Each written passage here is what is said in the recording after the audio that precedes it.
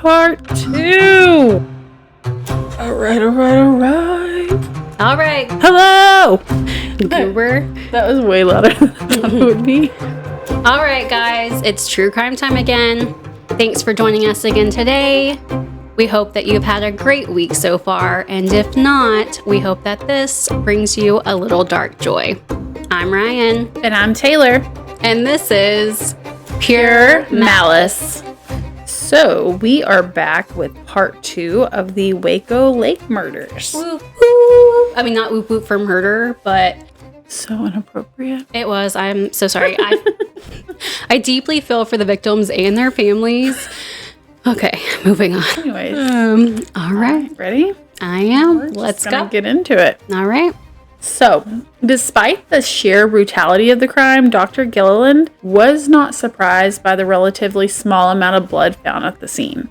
According to reporting by Bill Moore in the Waco Tribune-Herald, Justice of the Peace Joe Johnson stated, quote, "The autopsy showed the wounds would not normally have bled much when compared with a cut artery." It's kind of a tricky little detail there. So that detail raised questions. I bet. We know that there were gashes in the victim's throat, and yet this quote suggests that the wounds may not have severed a major artery. So while their throats were cut, they may not have been cut deeply enough to produce the amount of blood many would expect. So, just an interesting little detail. it's one of those details that feels very contradictory at first. Definitely. You hear a gash in the neck, and in your mind, it paints a picture, the horse Yeah. films and All the things. blood on the walls, all the things. But the Literally like a slasher movie. but the medical reality might be more complicated and less obvious. As for the weapon, Dr. Gilliland concluded that a single knife was used. It had one blade, less than an inch wide, and approximately 5 inches long. She suspected it may have been a buck knife. She also made an important observation about the bindings. Most of the restraints used on the victims weren't traditional bindings at all. They weren't items designed to restrain someone. Instead, they were improvised. So they were items taken directly from the victims themselves. Jill had been wearing a terry cloth shirt that night. The shirt had been torn into strips and used as bindings. Shoelaces were used. And then the bra that was tied around Raylene's leg was actually Jill's bra. And it was repurposed to restrain her. And that detail, more than almost anything else, suggests something deeply personal about what happened out there. It also kind of gives you the vibe that whoever it was that did all of this to them wasn't really prepared to kill 3 people. No, almost like it was on a whim. Yeah, definitely. So basically, they used whatever was available to them. They adapted. Yep. Weird thing to do on a whim, Which means this crime may not have unfolded exactly the way investigators first imagined. And it brings us back to the question Simons couldn't shake. Investigator Gadget. Stupid. Investigators had searched Caney Park thoroughly and found no blood there. Nothing to contradict the idea that the murders happened at Spiegelville Park. So maybe the official theory was right. Maybe Simons was right. Or maybe at this point, no one was. Yeah. But one thing was certain. The autopsies had just made this case far more complicated than anyone expected. Which is sad because I think they were hopeful that there would be more answers, but it just led to more speculation and more questions. Absolutely. They thought they were going to get something, and now they're just more confused. Yeah. Jill was the only victim with clear defensive wounds. She also had the most extensive torture injuries. And keep that detail in mind. So for now, let's stay with the autopsy for a moment. So toxicology samples had been collected and sent off for testing. But at this point, the results were still pending. That would take a while to get back, right? It can definitely take, like even nowadays, it can take a little while. So investigators knew those results could be critical because if there were drugs in the system, it also could change the direction of this entire case. Now, we all know the line between a lead and a rumor can be thin, sometimes non-existent, but investigators also know that when the same detail surfaces over and over, it demands attention. And as they waited, they started to notice a theme emerging in the tips that were coming in. And that theme was the alleged drug use among the kids, specifically Kenneth. So tipsters claimed Kenneth was known to use drugs. Now, it's important to mention here that none of the families reported any known drug use. Everything investigators were hearing was coming from the tip line. And if you don't recall, last episode, we talked about that those tips can sometimes be like a pain. Yeah, super detailed and just overwhelming.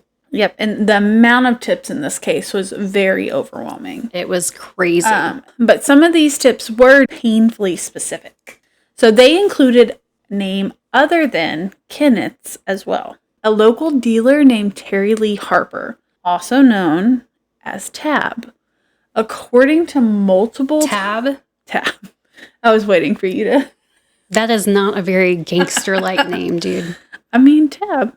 I mean, it's not even a tough name. It doesn't sound tough at all. It sounds like, I don't know. Sounds like he's a gossip queen. Right? Like the tabloid. Yeah. Or like the tab of a soda can. Yeah. Well, according to multiple tips, Kenneth allegedly owed Tab nearly $3,000. Dang. And they said that Tab was running out of patience. Tab wasn't a stranger to law enforcement. They actually knew him pretty well. But they knew him as a criminal who dealt in misdemeanors and the occasional low-grade felony, not murder. A low-level guy. So murder would be a massive escalation for this guy. But in this case, where investigators had more questions than answers, they couldn't afford to ignore it. Because if Kenneth really did owe the wrong person money, this might not be so random at all. Absolutely. No one was ruling Tab out, especially because, according to multiple people, Tab himself had been going around town taking credit for the murders. Like, no, why are you going to do that, sir? Dude. And I know we see it in cases all the time, but like how stupid, just like in Elmer McCurdy that we talked about. Like, come on now. I mean, people could be bragging about this to sound tough, trying to build a reputation, their own egos, who knows? And in this case, it's possible Tab was claiming responsibility for another reason entirely. If people believed that he was capable of doing something like this, it made him more intimidating. It made it easier to control people through fear and to collect money from them. Which is a good point. It is. Gives you more street credit, especially for somebody who is like so low grade. That makes a difference, you know. But then another detail surfaces. Multiple witnesses placed Tab at Caney Park the very night that the 3 kids were murdered.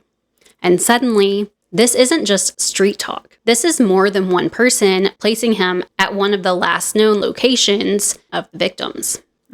But just as Tab is rising to the top of their radar, everything changes.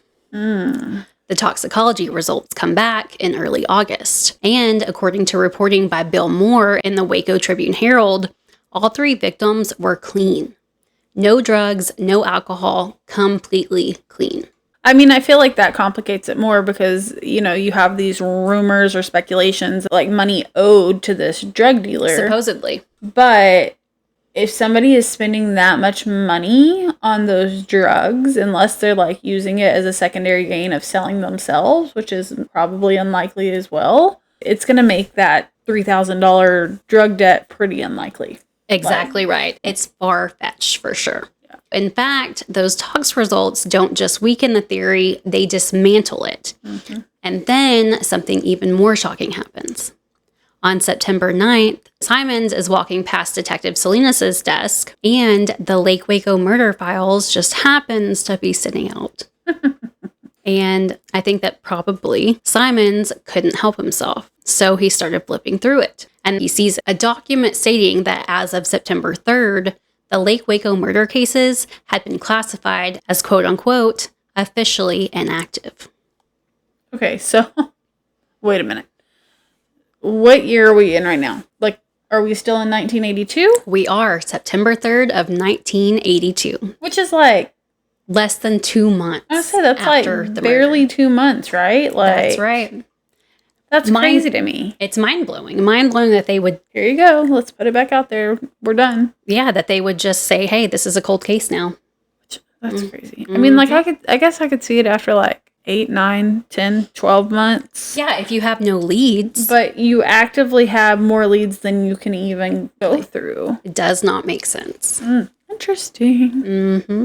According to Carlton Stowers, it was even more definitive than that. He wrote that the case was, in his words, suspended. So regardless of the exact wording, the outcome was the same. Investigators would still check viable leads, but they weren't actively working the case anymore and would no longer be actively pursuing those leads. So in other words, new information had to fall directly into their laps, and for Simons, that wasn't good enough, not even close. It shouldn't be, not for any investigator. No. So what does Simons do? He decides to take matters into his own hands. Okay. And he calls the chief of police at his home. Dang. I mean, good for him. It's a bold move, but I don't hate it. Yeah. Simons, he's a bold guy. And sometimes it takes someone like that to get things done. Someone who's willing to step up and call it as it is. So, when Chief Larry Scott answers the phone, Simons doesn't sugarcoat it. Sugar, dun, dun, dun, No. Lifted, shifted, higher than the ceiling. Ooh, what is it? Ooh, girl, it's the ultimate feeling. Sugar. Sugar. That's what I was thinking. Anyways, he tells him, Chief, with all due respect, this situation is not so good. Yeah, not so good. The chief has absolutely no idea what Simons is talking about. He's completely caught off guard by everything that Simons just said to him. An investigation into one of the worst murder cases to hit Waco in modern times had been suspended less than 2 months in, and no one told him. Wow. No one asked him about it. No one looped him in at all, which means in the moment, the chief is realizing something Simons already knows. The wrong people are in charge of the case, and they are not handling it. That's right. They need to pass it off. They've stopped working on it already, and that's when Simons sees an opening and takes it, and this is something that will change everything. He volunteers to take it over. According to Hall, the chief and Simons had a bit of a love-hate relationship, but Simons says essentially, give me the case, I'll have it solved in a week.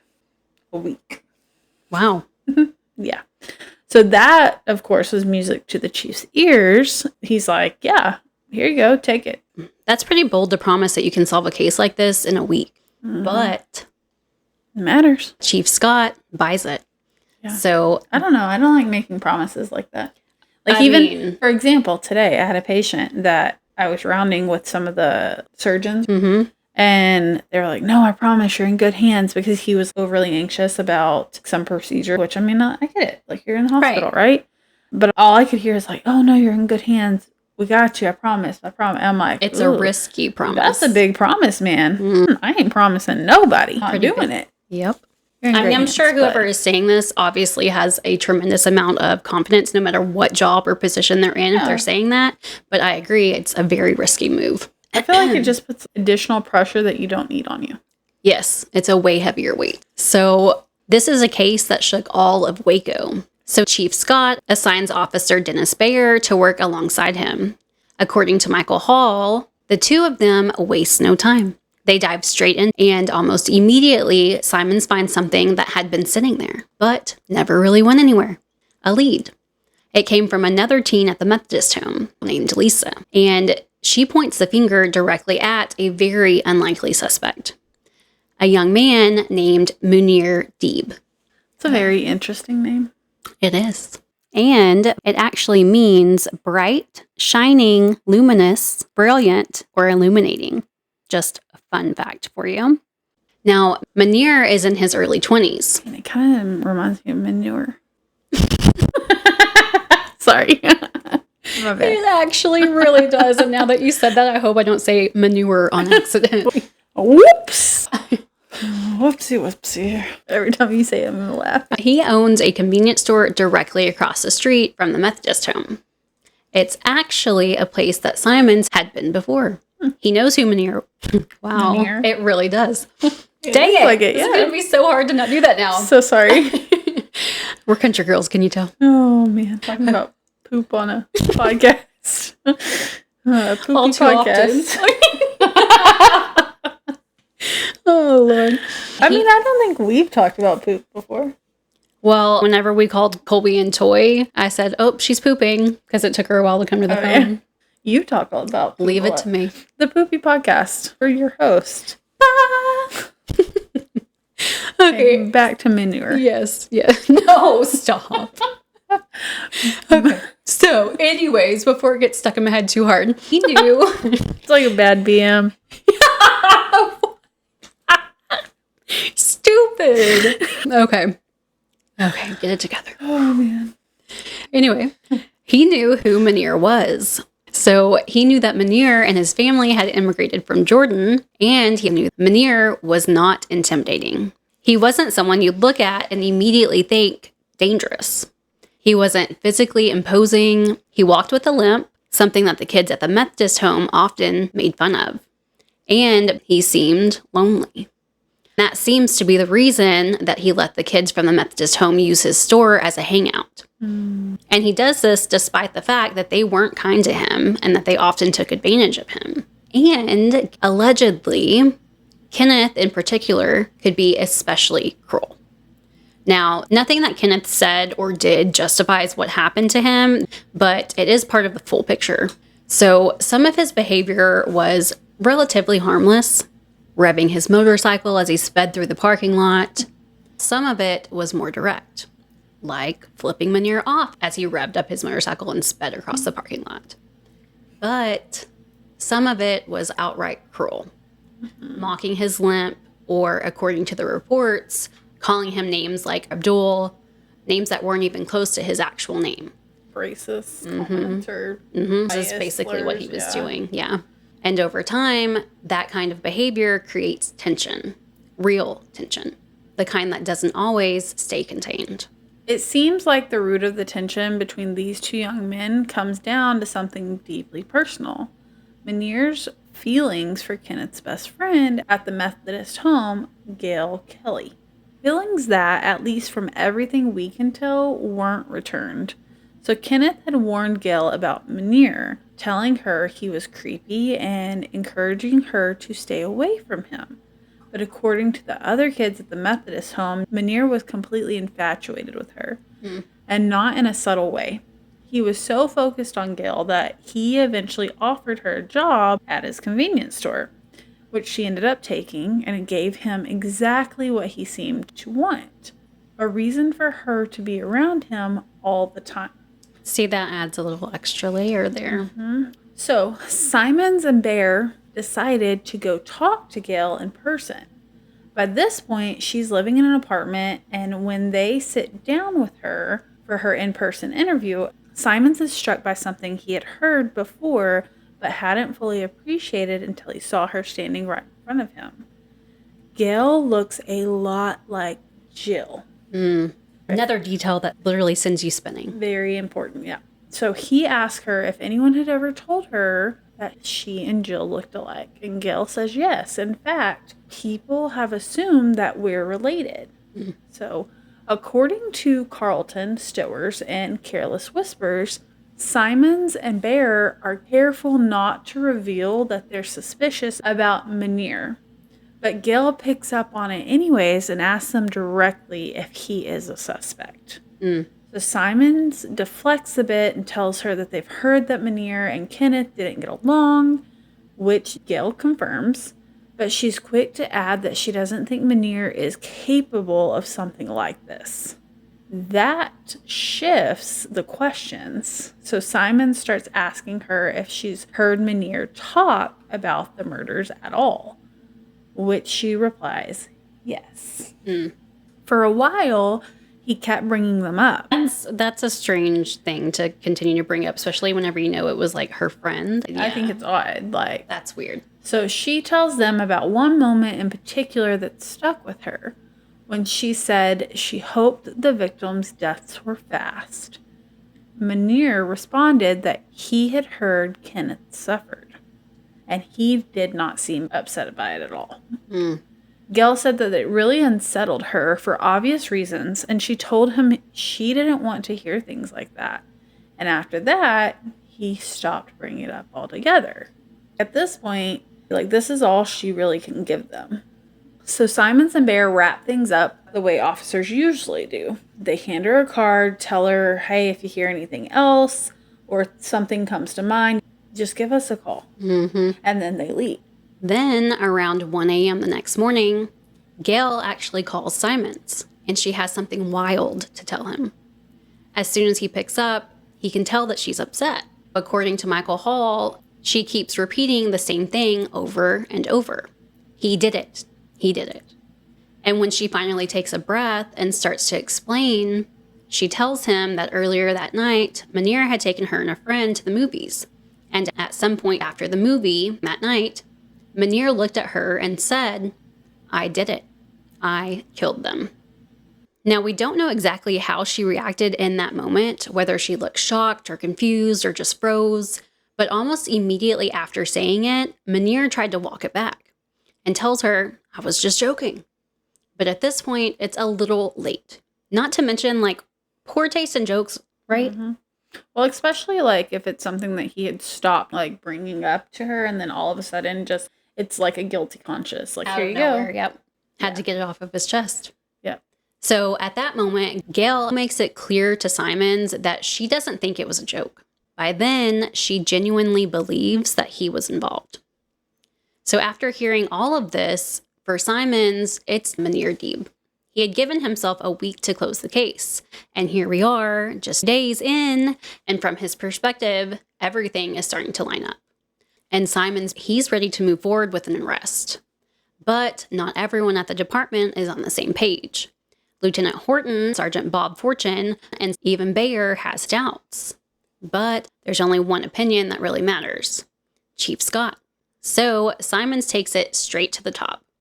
He lays everything out that he's learned so far about Muneer, and then he adds one more critical piece. He tells the chief that Muneer might be getting ready to flee. The city, the state, or even the country. And because of that detail, Chief Scott tells Simons to go ahead and make the arrest. Which we don't actually know if he was planning to flee, right? We have no idea if that's true or not. We don't know if it was just something he said to be able to do what he wanted to in the case. We're not sure.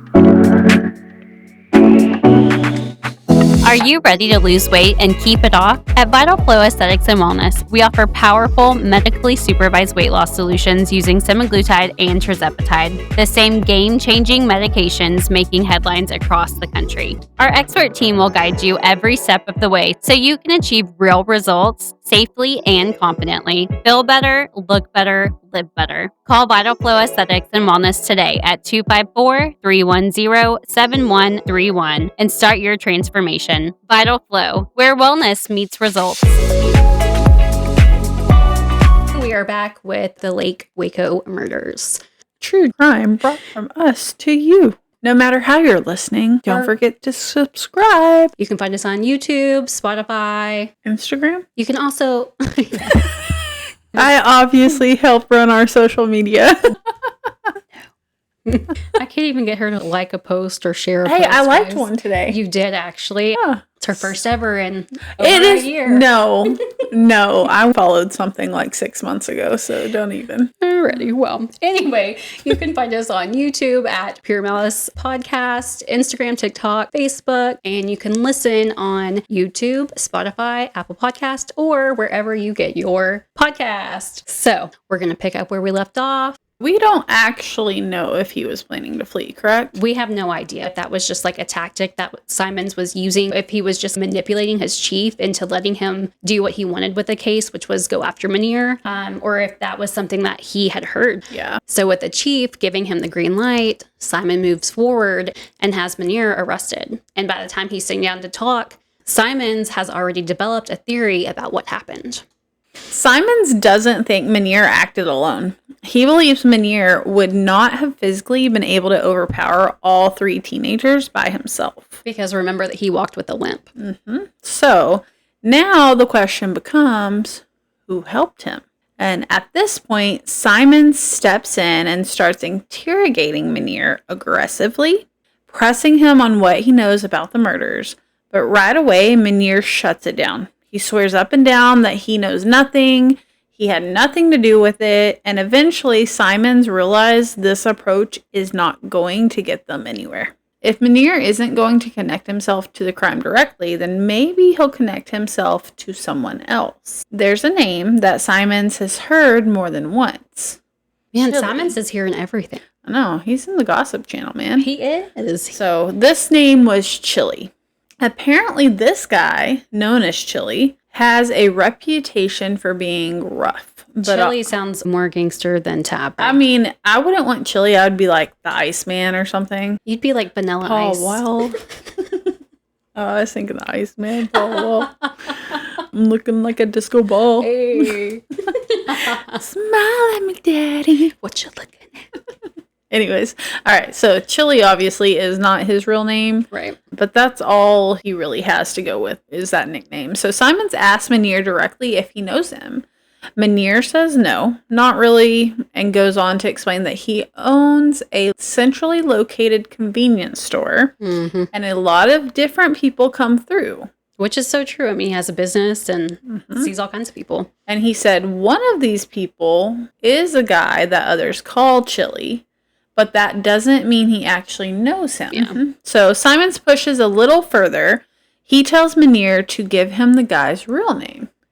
But it becomes clear pretty quickly that Muneer doesn't have a name to give. So, like, he doesn't know his real name. Doesn't know him. Yeah. So at this point, you're probably wondering, what exactly connects Chili to any of this? Great question. Because he kind of just appears out of nowhere. Jack in the Box. And if you're thinking that, honestly, you're not wrong. There isn't anything solid tying him to the murders. The only real connection is that he's been seen hanging around the store. But for Simons, that's not the driving force here. It's the name. Because he's heard it before, and more than that, Simons has a feeling. Another gut feeling. And he goes off those gut feelings. He always trusts his instincts. He does, and I guess so far he's been pretty on with them, or so it seems. Yeah. So at this point, Simon steps out and takes a break. And I don't think that Fortune actually knew that Simons was going to ask about Chili, because if he had, Fortune would have already been able to tell Simons all about him. So his name is David Spence. He's kind of a frequent flyer, and him and another guy named Gilbert Melendez were arrested together for cutting a teenage boy on the leg and then sexually assaulting him. Apparently, Simon's gut is pretty on point. So he keeps leaning into it. He's pretty sure he's got a theory about all of this. So Simon's theory is that Gail was the real target of this attack, but that Jill got killed instead because it was a case of mistaken identity. That's pretty good, huh? It is. In Simon's mind, Muneer hired David Spence after being rejected by Gail. It was one of those, if I can't have her, then no one can. So somewhere along the way, Simons thinks that David mixed them up. Now, on the surface, that sounds far-fetched. However, the idea that someone could mistake one girl for another and then continue to kill two other people who just happened to be with her. I mean, yeah, it definitely seems a little out there, Well, then more details emerge. Oh. According to Michael Hall, Simons and Bear uncover something that makes this theory a lot harder to ignore. Okay, well, let's hear it. So just weeks before the murders, Muneer had taken out a $20,000 accidental insurance policy on Gail. Shut up. And get this, he listed himself as her common-law husband and the beneficiary. Wow. Yep. So this obviously raises huge questions. Like, how do you explain that? It's literally like one of the first things that so many investigators look at in cases anyways is like the financial trails. Yeah. Man. But it's one of those things like, why would you take out one on your employee? Like, it wasn't even like employee insurance. You're not even a couple. Exactly. Anyways, but, here we are. So for Simons, when you look at the big picture, it really starts to look bad for Muneer. In Simon's mind, he hadn't just found a suspect. He has unraveled the entire conspiracy that had stumped investigators for nearly 50 days. Yeah. But not everyone else is convinced. When Lieutenant Horton finds out that Simons has Muneer in custody, he's not happy. In front of a room full of other officers, he tells Simons and Bear that they just messed up the entire case for everyone. Still, Simons, he's like, whatever. Well, and at this point, it's like he's got him in custody, so That's what are right. you going to do about it now? Exactly right. I already made the arrest, and I got permission. Mm-hmm. So once Muneer is in custody, his family quickly realizes that he needs an attorney ASAP. ASAP Rocky. And in a risky move, that attorney makes a bold call. He demands that Muneer takes a polygraph, and not just any polygraph, but one arranged by investigators themselves.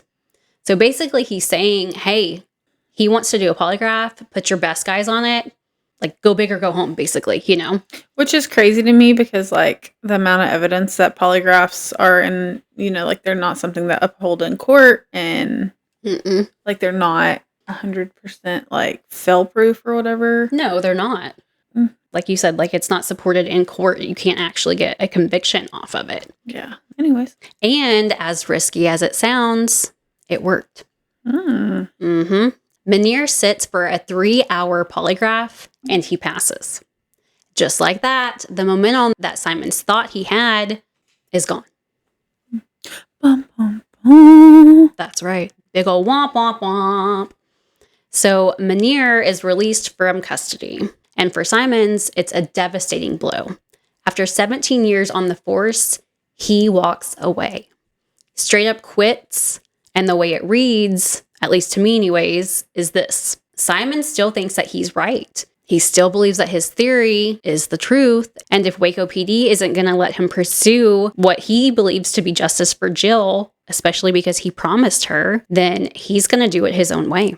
At this point, he already had a plan. Of course he did.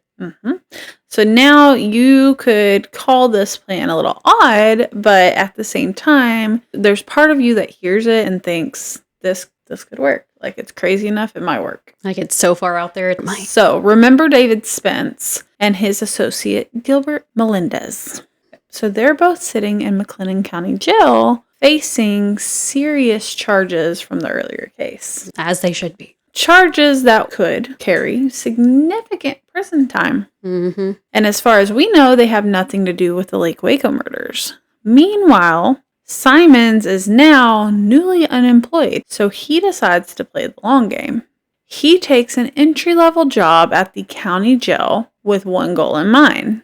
That is ballsy. Yep. Let's get close to David Spence and try to pull a confession out of him. And slowly, the plan worked. So Simon shows David kindness. He talks to him, spends hours with him, building rapport. And before long, David starts to like Simons. They talk about everything, including the murders that Simons is trying to pin on him. That is so crazy to me, especially as an inmate, to like just pour your heart and soul out to this guy who used to be someone who was working a case that Like you against are. you? Yeah. Well, there's no duplicity or deceit about Simon's intentions here. David already knows exactly who he is and what he's trying to do. It was said that during a particularly difficult moment when David's girlfriend was on the verge of leaving him, David turned to Simons and essentially said, hey, like, you're my only friend and you're trying to kill me. So I know it's a hard reality to face, Like, you know? oh, Yeah. all right. So these are obviously super complicated and dark moments for David Spence. But Simons doesn't bet at all on David. As much time as he spent building that relationship, David never once admitted to any involvement in the Lake Waco murders. So while Simons is working on David, he's also quietly building relationships with other inmates, looking for another way to get what he wants. So when another inmate he's been working, Kevin Michaels, suddenly approached him in January of 1983, saying that he himself heard David confess to the Lake Waco murders, Simons is sure that his off-the-wall plan is about to pay off.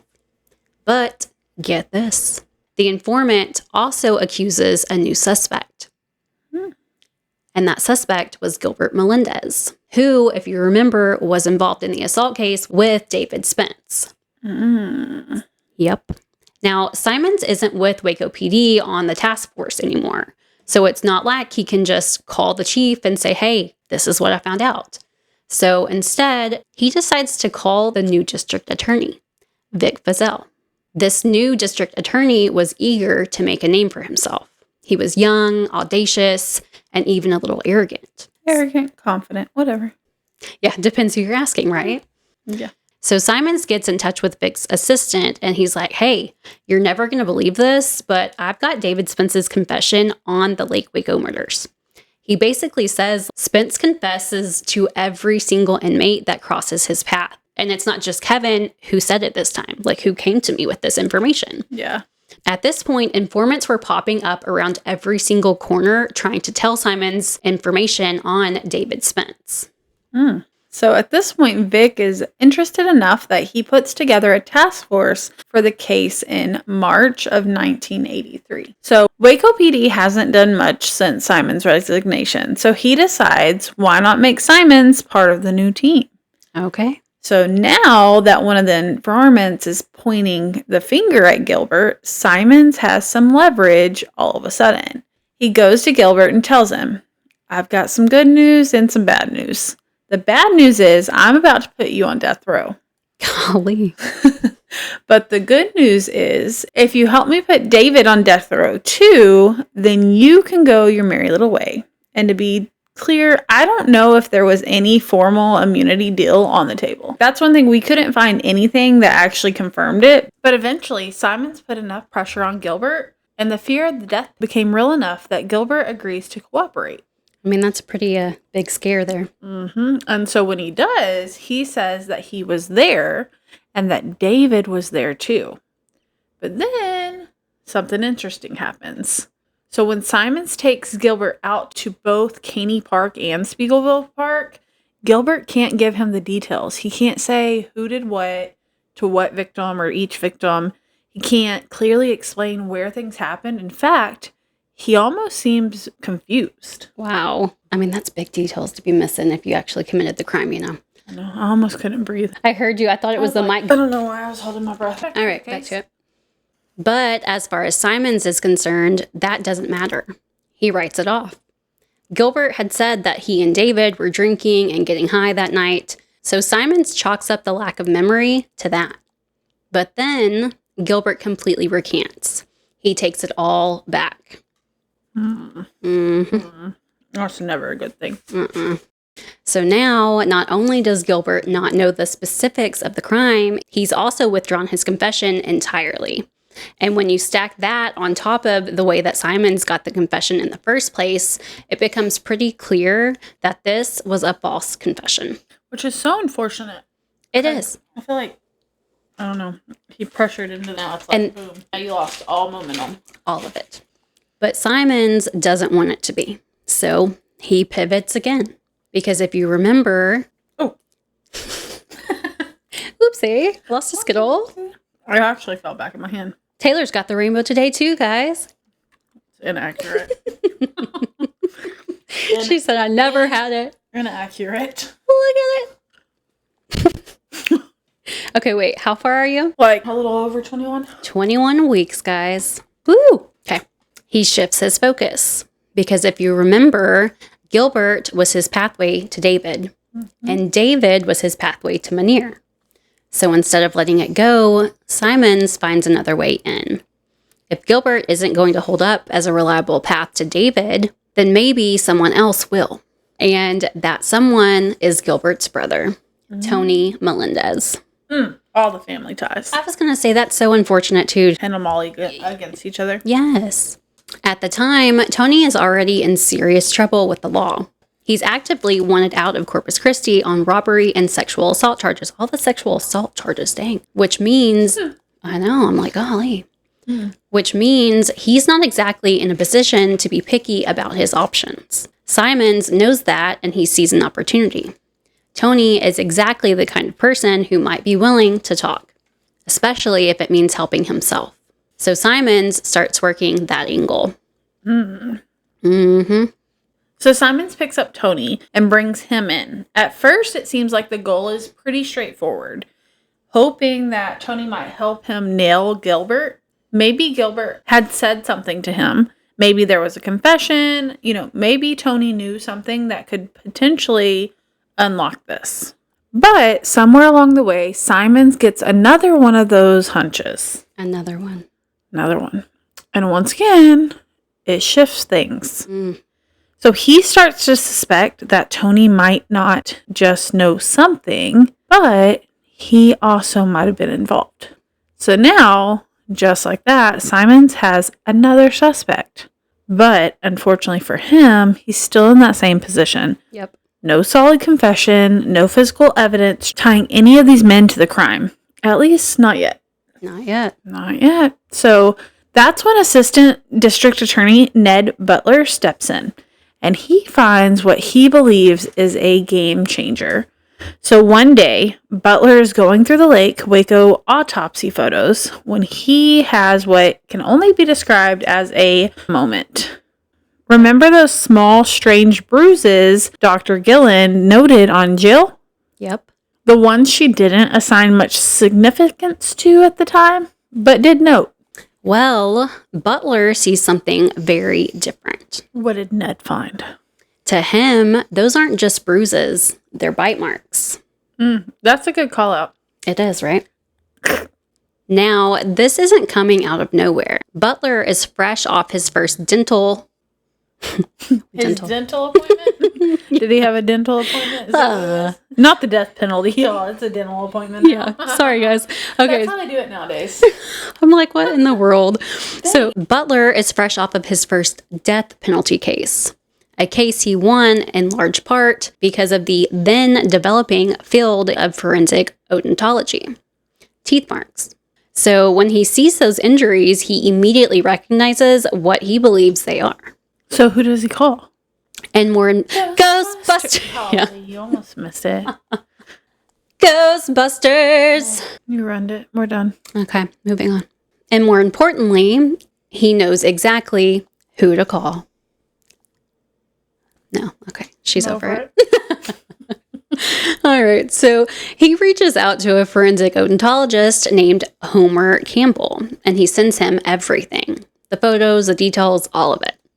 And Campbell agrees. He tells Butler he's right. These are definitely Now they're mites. They're mite barks, guys. Barks. Even then. Oh my gosh. All right, well, bear with me. Okay, so these are bite marks. The next step is obvious. Campbell compares those bite marks to a dental mold of David Spence's teeth. And according to his analysis, they match. Now, between Gilbert's confession, even though it was recanted, and what they now believe are David's bite marks on Jill, Butler is ready to move forward at full speed. So they have a theory, a narrative of how this crime unfolded. And while technically you don't have to prove motive in court, it definitely helps because it gives the story structure. Gives the jury something to think about. And for the DA's office, this is enough. It brings justification. People like a story to follow. They like all the pieces to be in place. Well, they don't want to have to imagine the detail. You know what I mean? Like they don't want to have to imagine it. They want the details to fit that line. Yep. So, on November 21st of 1983, a grand jury indicts Muneer Deeb, David Spence, Gilbert Melendez, and Gilbert's younger brother, Toni, all on capital murder charges. Man. That's a big hit. That's a big bust. So in April of 1984, the judge decides that David Spence will go to trial first, specifically on the capital murder charges related to Jill's death. The trial is set to begin on June 18th, and as that date gets closer, the bite mark evidence starts to feel more and more critical to the prosecution's case.